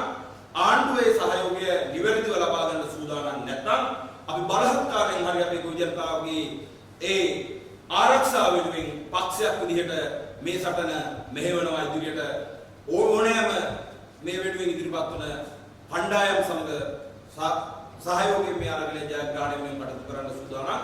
ඒ නිසා නැවත වතාවක් කියන්නේ මේ පොහොර ප්‍රශ්නයත් එක්කම මේ රටේ ගොවි ජනතාවගේ තියෙන බොහෝ ප්‍රශ්න යට ගැහිලා තියෙනවා. පහුගිය කාලේ වනාලි ප්‍රශ්නය, ආහාර භෝග අලුත් කර ගැනීමේ තියෙන ප්‍රශ්නය, ඒ වගේම මහවැලි කලාපයේ විශේෂයෙන්ම ජල ප්‍රශ්නය ඇතුළු බොහෝ ප්‍රශ්න ගොඩක් ගොවි ජනතාවට තියෙනවා. ඒ නිසා ආණ්ඩුවට මේ වෙලාවේ ඒ ප්‍රශ්නවත් අමතක වෙලා තියෙන්නේ. හැබැයි ඒ ප්‍රශ්න ටිකක් නැවත මතුනනම් පස්සේ ප්‍රශ්න පිට ප්‍රශ්න තියෙන ගොවියෝ තමුන්ගේ ජීවිතය පිළිබඳ ප්‍රශ්නේ ආපු දවසට මහපාරට එන එක ආණ්ඩුව නවත්තන්න බෑ. ඒ වෙනුවෙන් මේ රටේ ත්‍රිවිධ හමුදාව සියල්ල උපයෝගී කරගත්තත් මම හිතන්නේ මේ රටේ ජනතා සංහාරයකින්වත් ඒක මර්ධනය කරන්න මේ ආණ්ඩුවට බෑ කියන පණිවිඩය දෙනවා.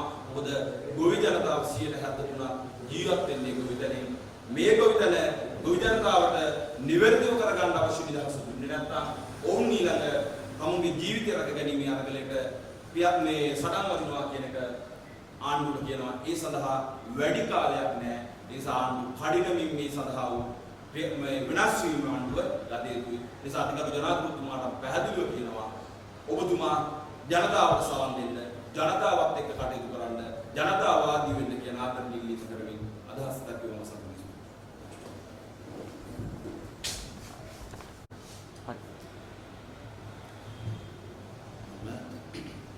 ශ්‍රී ලංකා නිදහස් පක්ෂයේ කුරුණෑගල දිස්ත්‍රික් ගොවි සංවිධාන ලේකම්වරයා පාරිපුර ප්‍රාදේශීය සභාවේ මන්ත්‍රීවරයෙක් කියලා කටයුතු කරනවා. මම ජයතිස්ස මාකුඹුර. විශේෂයෙන්ම වර්තමානයේ තියලා තිබෙන ආందోලනාත්මකව තිබෙන ප්‍රශ්නය පිළිබඳව අපි අවධානය යොමු කළ යුතු කාලයකට එළඹිලා තියෙනවා. විශේෂයෙන්ම අපි දන්නවා ශ්‍රී ලංකා නිදහස් පක්ෂයේ හැටියට මේ පක්ෂයේ ප්‍රධානම ඒකකයක් තමයි ගොවියා. සංඝ වේද ගුරු ගොවි කම්කරු කියන පංචමහා බලවේගයෙන් නිර්මාණය වෙච්ච පක්ෂයක ප්‍රධාන ඒකකයක් තමයි ගොවියා. ගොවියගේ ප්‍රශ්නේදී පක්ෂයක් හැටියට අපිට මේක පැත්තකින් තියලා කටයුතු කරන්න පුළුවන් කාරණාවක් නෙවෙයි. එක කාරණාවක් පක්ෂයක් හැටියට. ඒ වගේම තවත් කාරණාවක් තමයි ගොවිය කියලා කියන්නේ මේ සමස්ත රටේම ජනතාව වෙනුවෙන් ආහාර නිෂ්පාදන ක්‍රියාවලියට සක්‍රියව දායක වෙන ඉතාම උතුම් උච්චලේ. ගොවිය සාමාන්‍ය ව්‍යවහාරය කියන්නේ ගොවිය තමයි රටක දෙවියෙක්. ඒකට රටේ ගොවියා යම්කිසි නිෂ්පාදනයක් කරනවා නම් ඒ නිෂ්පාදනය කරන්නේ ගොවියාගේ අවශ්‍යතාවය සඳහාම පමණක් නොවේ. ඒ නිෂ්පාදනය තවත් විශාල පිරිසකගේ පරිහරණය සඳහා තමයි මේ නිෂ්පාදනය කරන්නේ. ඒකට අපි ගොවියට මොන විදියටද අපි සලකන්න ඕනේ? ගොවියාගේ ප්‍රශ්න දිහා අපි මොන විදියටද බලන්න ඕනේ? අපි ඔය ජීවත් කරන මේ පුච්චලය දහදුක් විදලා ගිනි ගහන අඹුවේ ඒ වගේම ජීවිත පරිත්‍යාගයෙන් සමහර විට පැලට යනකොට අලියෙක් ගැහුවොත් ජීවිතේ විනාශ වෙනවා. ඒ වගේ මහා භයානක අරබුදත් එක්ක මේ කර්මාන්තයේ නියලා ඉන්න අයට අපි දෙන ධෛර්යය මොන වගේද කියන කාරණාව පිළිබඳව ප්‍රශ්නයක් උද්ගත වෙනවා. විශේෂයෙන්ම අපි දන්නවා ශ්‍රී ලංකාව බිලියන 400ක් විතර ප්‍රමාණයක් ආහාර ගෙන්වීම සඳහා විදේශ රටවලට අපේ මුදල් ගලාගෙන යනවා. ඒ විශේෂ වශයෙන් යන්නේ අතිවිශාල ධනස්කන්ධය යම් කිසි ප්‍රමාණයකින් හෝ නවත්වන්න පුළුවන් නම් ඒ ක්‍රියාවලිය කරන්න පුළුවන් වෙන්නේ මේ රටේ ගොවියන්ට. ඒ නිසා අද ගොවියා මූණ පාලා තියෙන ප්‍රශ්න දිහා බලපුවාම ඒ ගොවියගේ තියෙන ඒ උත්තේජනය, ඒ වගාවන් පිළිබඳව ඔවුන්ට කරන්න පුළුවන් හැකියාවන් පිළිබඳව තියෙන පෙළඹවීම පිළිබඳව අද ලොකු ගැටලුවකට මුහුණ පාලා තියෙනවා. විශේෂයෙන්ම වර්තමාන සමාජයේ අපි දන්නවා අපේ පාරම්පරික ගොවි ජනතාව වුණාම අද වර්තමානයේ තරුණ පිරිස මේ කුසිකර්මාන්තයට යොදවා ගැනීම සඳහා යම්කිසි ක්‍රමවේදයක් අපි අනුගමනය කරන්න වෙනවා. එහෙම නැත්නම් මොකද ඔවුන් මේ ශේෂ්ත්‍රයේ ඉවත් වෙලා යනවා. තවදුරටත් මේ රටේ දැනට අකර 1,30,000කට වැඩිය පුරන් වෙලා තියෙන කුඹුරු ප්‍රමාණය තවදුරටත් වැඩි වෙන්න ඉඩ තියෙනවා. මේ කුසිකර්මාන්තයෙන් මේ ගොවි මේකෙන් ඉවත් වීම පදනම් කරගෙන. ඒ නිසා විශේෂයෙන්ම අපි කියන්නට ඕනේ අද වර්තමානයේ විශාල වශයෙන් කතා කරන මේ පොහොර අර්බුදයේ පිළිබඳ. අද අපි රටට විශාල සංග්‍රාමයක් කරන්න වෙලා තියෙනවා ආහාර නිෂ්පාදනය සඳහා. සංග්‍රාමයක් කියලා කිව්වම අපි දන්නේ යුද්ධයක්. විශාල යුද්ධයක්. ආහාර නිෂ්පාදනයේ බී වගාව විතරක් නෙවෙයි. මේ රටට අවශ්‍ය වෙන අනිකුත් ධාන්‍ය වර්ග, මුං, තල, උඳු, කවුපි, ඒ වගේම කහ ඉඟුරු, ඒ වගේම අපේ එළවලු වර්ග, බීලුණු, අල, ඒ වගේම අපේ අපනයන භෝග, තේ, පොල්, රබර් දැන් මම විශේෂයෙන්ම නියෝජනය කරන ප්‍රදේශය පොල් ත්‍රිකෝණයට අයිති ප්‍රදේශය. ඒ පොල් වගාකරුවන්ට අද ලොකු අභියෝග තියෙනවා. නිෂ්පාදනයේ වැඩි දියුණු කර ගැනීම පිළිබඳව ප්‍රශ්න තියෙනවා. අද පොල් පොහොර ලබා ගැනීම පිළිබඳව ඒ අයට ප්‍රශ්නයක් තියෙනවා. එතකොට ඒ අයට මේ රසායනික පොහොර අපි කවදාද දෙන්නේ? කොහොමද මේ රසායනික පොහොර වාර්ෂිකව පොල් වගාව සඳහා යොදන්නට අවශ්‍ය කරන වැඩපිළිවෙළ ක්‍රියාත්මක කරන්නේ? අද මේ රසායනික පොහොර පිළිබඳව තියෙන ගැටලුවට උත්තරයක් හැටියට කාබනික පොහොර නිෂ්පාදනය කිරීම සම්බන්ධයෙන් එකපාරම රජයේ තීන්දුවක් කරන් තියෙනවා. අපිට විශේෂයෙන්ම ගොවියට තියෙන ප්‍රශ්නේ තමයි දැන් කාබනික පොහොර නිෂ්පාදනය කරන ක්‍රමවේදයක් රටේ දැනට තියෙනවා. එහෙම තියෙනවා නම් ඒක කොහෙද තියෙන්නේ? සාමාන්‍ය විදිහට පළාත් පාලන ආයතනවල ඝන අපද්‍රව්‍ය ප්‍රතිචක්‍රීයකරණ වැඩසටහන යටතේ කොම්පොස් පොහොර හදන විවිධ ස්ථාන තියෙනවා. පෞද්ගලික ආයතන කීපයකුත් තියෙනවා. නමුත් දැන් මේ වගේ තියෙන කාබනික පොහොර නිෂ්පාදනය ප්‍රමිතිය අරගෙන බැලුවොත් මේ එකකට එකක් වෙනස්. එකම ප්‍රමිතියෙන්ද මේවා තියෙන්නේ. ඒකට අපි කොහොමද ගොවියට විශ්වාසවන්තව මේ කාබනික පොහොර ශේෂ්ත්‍රයට යොදන්න ලබා දෙන්න පුළුවන්කම තියෙන්නේ. ඒ නිසා ඒක පිළිබඳව ගොවියට ලොකු ප්‍රශ්නයක් තියෙනවා. කොහෙන්ද අපි කාබනික පොහොර ගන්නෙ? ඒවා කොහොමද මේ ශේෂ්ත්‍රයට යොදන්නේ? ඊළඟට ඒ වගේම ප්‍රශ්නයක් තියෙනවා ලංකාවේ දැනට භාවිත කරන බීජ. මේ බීජ අපි කොහෙන්ද ගේන්නේ? මේවා ලංකාවේ දේශීය බීජ. මේ බීජ මේ මහ පොළවේ රෝපණය කරලා ඒවට දාන කාබනික පොහොර කොච්චර ප්‍රමාණ කාලයකින් මේවා ඒ සාකයට උරා ගන්න පුළුවන්කම ලැබෙනවා. දැන් අපි දන්නවා යූරියා කිලෝ එක සාමාන්‍යයෙන් නයිට්‍රජන් ප්‍රමාණය 46ක් විතර තියෙනවා. දැන් කාබනික පොහොර කිලෝ එකක නයිට්‍රජන් ප්‍රමාණය කොච්චරක් තියෙනවද? එතකොට මූල පද්ධතියට ඊටාම ක්ෂණිකව දැන් කාබනික පොහොර වතුරේ ජලයේ දිය වෙන නිසා ඉක්මනින්ම සාකයට උරා ගැනීමේ හැකියාව තියෙනවා. කෙටි කාලීන භෝග තියෙන දැන් මුදු, මුං, කවුපි, මේ බෝංචි වාගේ අපේ එළවලු වර්ගවල සහ අනිකුත් ධාන්‍ය වලට ඊටාම ඉක්මනින්ම පොහොර අවශ්‍ය වෙනවා. දැන් ගොයම මාස 3ක් තියෙනකොට ගොයමටත් ඒ අවශ්‍යතාවය ඇති වෙන කාලයට මඩ පොහොර අවශ්‍ය වෙලාවට මඩ පොහොර, බණ්ඩි පොහොර ටික අවශ්‍ය වෙලාවට බණ්ඩි පොහොර ටික, යූරියා ඕන වෙලාවට යූරියා දැන් අපේ ශේෂ්ත්‍රයට යොදලා තියෙනවා. ඒකට කාබනික පොහොර එහෙම ක්ෂණිකව යෙදුවට ඒ සාකයට උරා ගැනීමේ ක්‍රමවේදයක් තියෙනවා කියලා අපේ විද්‍යාත්මකව බලන්න වෙනවා. එහෙම වුණාම තමයි ශේෂ්ත්‍රයේ මේක සංවර්ධනාත්මකව ගෙනියන්න පුළුවන් වෙන්නේ. මොකද මේක අපේ මේ කරන වැඩේ විද්‍යාත්මක පදනමක් නැතුව හොඳ තාක්ෂණික ක්‍රමවේදයක් නැතුව විධිමත් ක්‍රමවේදයක් නැතුව අරගෙන ගියොත් ඇත්තටම අපේ රටේ මේ දැනට තියෙන ආහාර හිගයට වඩා දරුණු ආහාර හිගයන් අනාගතයේ නිර්මාණය වෙන්න බොහෝ දුරට ඉඩ තියෙනවා. මොකද අපි ලබන අස්වැන්න දැනට රසායනික පොහොර යොදලා ලබන අස්වැන්නට වඩා විශාල ප්‍රමාණයකින් මේ අස්වැන්න බිඳ වැටෙනවා. ඒක අය අමුතුවෙන් කියන්න දෙයක් නැහැ. මොකද ඒකට ශේෂ්ත්‍රයේ ගුරු වෙන්න කාලයක් යනවා. දැන් අපි කාබනික පොහොර කුඹරකට යොදනවා නම් අපි ඒක යොදන්නේ මොන කාලෙද? අපි හිතමු බණ්ඩි පොහොර විදියට යොදා ගන්න කාබනික පොහොර ද්‍රව්‍යයන් ශේෂ්ත්‍රයට යොදනවා නම් දැන් බණ්ඩි අල්ලන වෙලාවේ මේක යොදලා ඒකෙන් ශනිකව ප්‍රතිලාභ ලබන්න පුළුවන්. දැන් මේ පිළිබඳව අපි ගොවියා දැනුවත් කරලා තියෙනවා. ගොවියට මේ ශේෂ්ත්‍රයේ මේ පිළිබඳව අවබෝධයක් තියෙනවා. මේවා පිළිබඳව අපි ඇත්තටම විශේෂයෙන්ම අපි අවධානය යොමු කරන්න ඕනේ.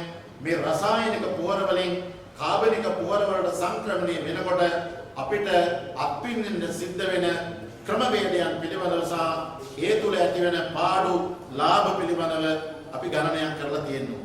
මම හිතනවා මේකට වඩා හොඳයි යම්කිසි ප්‍රදේශයක් තෝරගෙන යම්කිසි පළාතක් තෝරගෙන නියාමන ව්‍යාපෘතියක් හැටියට මේ ක්‍රමවේදය අනුගමනය කරලා ඒ තුලින් අපි ලබන ලාභ පාඩු පිළිබඳව සහ අපි වගා කරන ශේෂ්ත්‍රයේ වගා කරන ඒ භෝගවලට ආර්ථික භෝගවලට එළවලු භෝගවලට ඒ වගේම අපේ ධාන්‍ය භෝගවලට යොදපුවාම ඒ යොදන ප්‍රමාණය අනුව ලැබෙන අස්වැන්න පිළිබඳව කිසියම් තක්සේරුවක් කරගත්තොත් අපිට පුළුවන් වෙනවා ඒ ක්‍රමවේදවල යම් යම් විචලිතතාවයන් නැති කරලා වෙනස් වීම නැති කරලා විශේෂයෙන්ම ඒ අවශ්‍ය විදියට ගොවියගේ ආදායම ශක්තිමත් වෙන විදියට මේ ක්‍රියාමාර්ගය ඉස්සරහට ගෙනියන්න. දැන් මම කුරුණෑගල දිස්ත්‍රික්කයේ විශේෂයෙන්ම ගොවි ජනතාව නියෝජනය කරන කුච්චලයක් හැටියට අපේ දිස්ත්‍රික්කය සෑම භෝගයක්ම වගා කරන්න පුළුවන් දිස්ත්‍රික්කයක්. අපේ දිස්ත්‍රික්කයේ තේ වගාව තියෙනවා. ඒ වගේම ගම්බිරිස් වගාව තියෙනවා. රබර් වගාව තියෙනවා. කුරුඳු වගාව තියෙනවා. පොල් වගාව තියෙනවා. වී වගාව තියෙනවා. ඉරිදෙනියා වාගේ පැතිවලට ගියාම නෝරේලිය වගා කරන සියලුම භෝග වගා වෙනවා.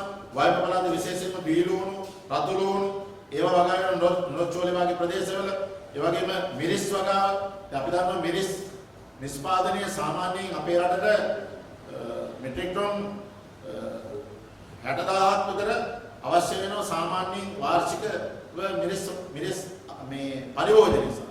මේ වගේ වැඩි ප්‍රමාණයක් මේ වෙනකොටත් ගේන්නේ විදේශ රටවල. ලංකාවේ නිෂ්පාදනය මදි. දැන් අපේ රටේ නිෂ්පාදන ධාරිතාවය වැඩි කරගන්න නම් අපි මේ පිට රටට යන අපේ විනිමය අඩු කරගන්න නම් අපි ඇත්තටම ගොවියට අවශ්‍ය කරන ඒ පහසුකම විද්‍යාත්මකව සහ විශ්වසනීය විදියට ඔවුන්ට අපි ඒක ලබා දෙන්න ඕනේ. මොකද අපි දැනට අපේ ධාන්‍ය වර්ග ගත්තාම මුං, තල, ඒ වගේම කුරහන් මේවා සියල්ල 50% විතරම ආනයනය කරනවා පිටරට. අපේ රටේ නිෂ්පාදනයේ බිඳ වැටලා තියෙනවා. මොකද ඒ කුෂිකර්මාන්ත දැන් මේ රටේ දැවැන්ත කුෂිකර්මාන්ත ව්‍යාපෘතියක් තිබුණේ. අපි දන්නවා ශ්‍රීමා බණ්ඩාරනායක මැතිණියේ කාලේ වගා සංග්‍රාමයක් තිබුණේ. ඒවා මේ රටේ කුෂිකර්ම අමාත්‍යාංශ ගණනාවක් ක්‍රියාත්මක වෙලා තිබුණු කාලපරාසයක අපේ රටේ මේ නිෂ්පාදනයේට ඇති වෙලා තියෙන තත්ත්වය අපේ බීජ විනාශ වෙලා තියෙන ස්වභාවය අපේ දේශීය බීජ වලට අද ඇති වෙලා තියෙන තත්ත්වය පිළිබඳව අපි ඇත්තටම අවධානය යොමු කරන්න ඕනේ. ගොවියන් මේ පිළිබඳව කල්පනා කරනවා. අපි කොහොමද මේ පිටරටේ ගේන බීජයක් එක්ක අපි දන්නවා වැටකොළු, පතෝල, වණ්ඩක්ක අනිකුත් සියලුම මේ බීජ ඔක්කොම එන්නේ මැලේසියන් බීජ. එක වර්ගවල එක හැඩතල වෙනස් කරලා, එක පාට වෙනස් කරලා, රූපේ වෙනස් කරලා හදලා ඒවල තියෙන මේ බීජ වලට අපේ කොහොමද අපේ කාබනික පොර නිෂ්පාදනය තාක්ෂණික ක්‍රමවේද විද්‍යාත්මකව අපි සම්බන්ධ කරන්න කියන ප්‍රශ්නේ තියෙනවා. එහෙම නැතුනොත් එයාලා දන්නවා ඇත්තටම මේ මල්ලල්ලන වෙලාවේ ගන්න ඕන කරන රසායනික ද්‍රව්‍ය හෝමෝනයක් තියෙනවා නම් ඒක කොහොමද අපි යොදන්නේ? ඒක කොහොමද අපි නිෂ්පාදනය කරලා ගොවියට දෙන්නේ? දැන් පළතුරු නිෂ්පාදනයේ අපි වැඩිපුරම පළතුරු ගේන්නේ මේ රටට පිට රටවල. ඒකට මේ රටේ නිෂ්පාදනයේ මොකද්ද වෙලා තියෙන්නේ? ඒ නිසා මේවා පිළිබඳව ලොකු ප්‍රශ්න තියෙන නිසා මේ වෙලාවේ ගොවියා මේ පාරට බහලා කෑ ගහන්නේ. මේ රටේ මේ ගොවියා විසින් කරගෙන යන ක්‍රියාදාමය තුල ආණ්ඩුවක් හැටියට ඔවුන්ගේ කකුලින් අදින් නැතු මේ රටේ නිෂ්පාදන ක්‍රියාවලිය දහදුක් විඳගෙන කරන අයට අවශ්‍ය කරන ශක්තිය මේ සදා දැවැන්ත කාර්ය මණ්ඩලයක් ඉන්නවා. කුෂිකර්ම අමාත්‍යාංශය බැඳුනාම, ගොවිජන සේවා දෙපාර්තමේන්තුව බැඳුනාම, කුෂි පරිශ්‍රම නිෂ්පාදන සහකාර නිලධාරීවරයා ගමේ ඉන්න නිලධාරීවරයා ඉඳලා ජාලයක් තියෙනවා. මේ ජාලයම මේ රටේ මේ වෙනකොට මේ ශේත්‍රයේ සම්බන්ධයෙන් අරගෙන තියෙන ක්‍රියාමාර්ග මොනවද කියලා ලොකු ප්‍රශ්නයක් තියෙනවා. රික්තයක් තියෙනවා ඇත්තට. ඒ නිසා තමයි ගොවියට අද ලොකු ගැටලුවකට මුහුණ පාන්න සිද්ධ වෙලා තියෙන්නේ. විශේෂයෙන්ම මේ ආණ්ඩුව එකපාරම ශනිකව මේ කාවනික පොර භාවිතය සඳහා තීන්දුවක් ගන්නකොට ගොවිය ඇත්තටම කලබල වෙන එක සාධාරණයි කියලා හිතනවා මේ තියෙන කාරණාත් එක්ක ගත්තාම. මේ නිෂ්පාදන ක්‍රියාවලිය විදවැටීම සමග අද වීමිල පිළිවෙලව ගත්තාම වී අස්වැන්න නෙලනකොට ගොවියගේ වීමිලට හොඳ මිලක් නැහැ. නමුත් වෙළඳපොලේ හාල් ගන්න ගියාම හාල් රුපියල් 100කට වඩා වැඩි.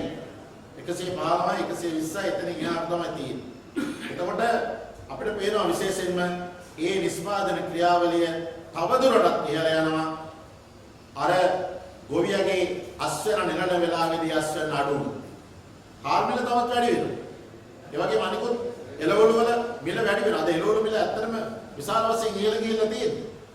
ඒ මොකද නිෂ්පාදනය කරන ප්‍රමාණය මදි. වෙළඳපොළට අවශ්‍ය ප්‍රමාණය නිෂ්පාදනය කරගන්න ගොවියට පුළුවන් වෙලා නැහැ.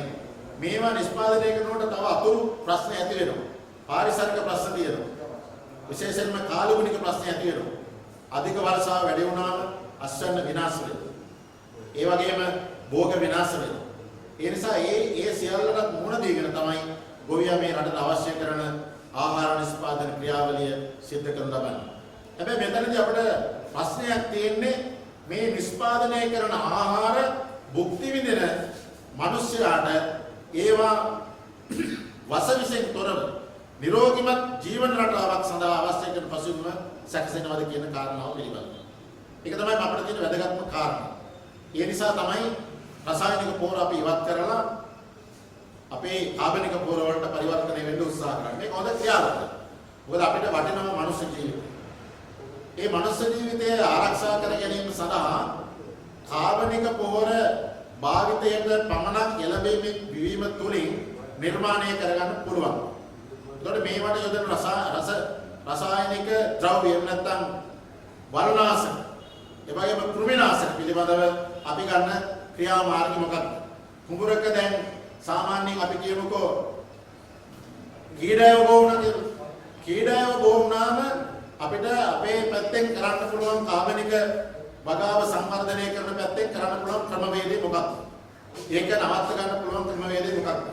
දැන් අපේ වයඹ පළාතේ ගත්තාම බුලත් ගොවීන් විශාල ප්‍රමාණයක් ඉන්නවා. දැන් මේ බුලත් ගොවීන්ට කාබනික පොහොර භාවිතය යොදන්න පුළුවන්.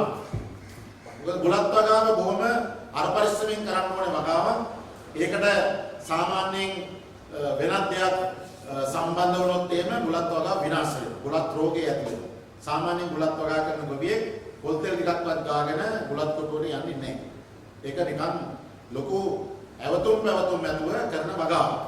එහෙම නැත්නම් ඒ වගාව විනාශ වෙනවා.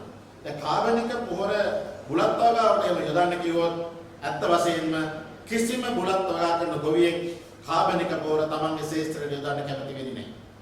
ඒකට හේතුව තමයි මේ කාබනික පොහොරවල යම් කිසි විදියක දිලීරයක් තිබුණොත් අර බුලත් වගාව සාමුලින්ම විනාශ වෙලා යනවා.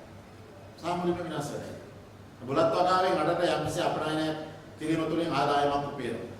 ඒ නිසා මේ ශේෂ්ත්‍රයන් පිළිබඳව අපි එකින් එකට අධ්‍යයනය කළා. අර කලින් කිව්වා වගේ මල් වගාවේ කොහමද? එළවලු වගාවේ කොහමද? අපනයන භෝග වගාවේ කොහමද? අපේ කුඹුරේ කොහමද?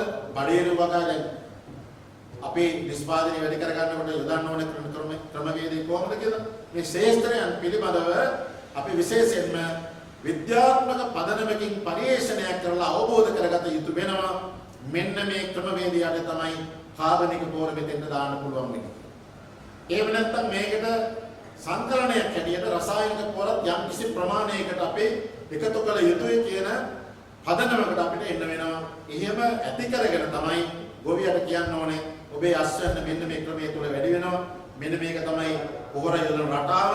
මෙන්න මේව තමයි අක්කරයකට යොදන්න පුළුවන් ප්‍රමාණය. ඒ ප්‍රමාණය ඔබට ගන්න පුළුවන් මිලදී ගන්න පුළුවන් ස්ථානයක් තියෙනවා විශ්වාසවන්ත විදියට. ප්‍රමිතියක් තියෙන ආයතනයක් අපි රජයේ මෙහෙම හඳුන්වලා දීලා තියෙනවා. ඒ ආයතනේ මෙන්න කාබනික පොහොර මේ විදියට නිෂ්පාදනය කරනවා. මේක අරගෙන ගිහලා ඔබේ ශේෂ්ත්‍රයට යොදන්න. එතකොට ඔබට මේ කියන අස්වැන්න මේ කියන කාලවකවාන මේ කියන දිනවලට මේ භෝග වලට යොදපුවාම මේ අස්වැන්න ලා ගන්න පුළුවන්. එහෙම ශක්තිමත් වැඩපිළිවෙලක් සහ ක්‍රමවේදයක් හඳුන්වා දීමකින් තොරව එකපාරම කිව්වහම කාබනික පොහොර අපේ ඉදිරිපත් කරනවා රසායනික පොහොර සාමුලින් මයි කරනවා කියලා ඇත්තටම ගොවියා පාරට බහින එක 100%ක් සාධාරණයි. 100%ක් සාධාරණයි. එයා දන්නවා මේ රටට ඇති වෙන තත්ත්වය මොකක්ද කියලා. තමන්ගේ නිෂ්පාදනය ඇති වෙන තත්ත්වය මොකක්ද කියලා. ගිනි ගන්න ආවුවේ කුමර කොටලා හේන සුද්ධ කරලා යම් කිසි වගාවක් කරනකොට මේ ශනිකව කරන්න පුළුවන් දෙයක් නෙවෙයි. ගොවියෙක් මාස් කන්නේ හේනක් කරනවා නම් අගෝස්තු මාසේ හේන සුද්ධ කරන්න පටන් ගන්නවා. හේන වල් කොටලා ඒකට ගිනි තියලා ඒක මුලන් සුද්ධ කරනවා. ඒකේ වැටවල් අවරනවා. ඒක වන සතුන්ගෙන් ආරක්ෂා කරගෙන ඒකට අවශ්‍ය කරන ඔහු අභිචාර විදි තියනවා නම් ඒවත් සිද්ධ කරනවා. එහෙම තමයි වගාවක් පටන් ගන්න. ඒ පටන් ගන්න වගාව යම් කිසි විදියකට අතරමඟදී හානියක් වෙනවා නම් මම හිතන්නේ ගොවියෙකුට ඒක තරම් දරා ගන්න බැරි වෙනත් දුකක් ඇත්තේ. තමන්ගේ වගාවක් පාවු වෙන තරම් වේදනාවක් ඇත්තටම ගොවියෙකුට තවත් ඇත්තේ නැහැ. සමහර ගොවියෝ සිමිති විහාරි කරගන්න. මම දන්නවා අපේ ගෙවල් ළඟ එක්කෙනෙක් මාව කෙනෙක් තමන්ගේ මුංගේන හරක් කෑවා කියන බෙල්ලේ වැළඳගත්තා.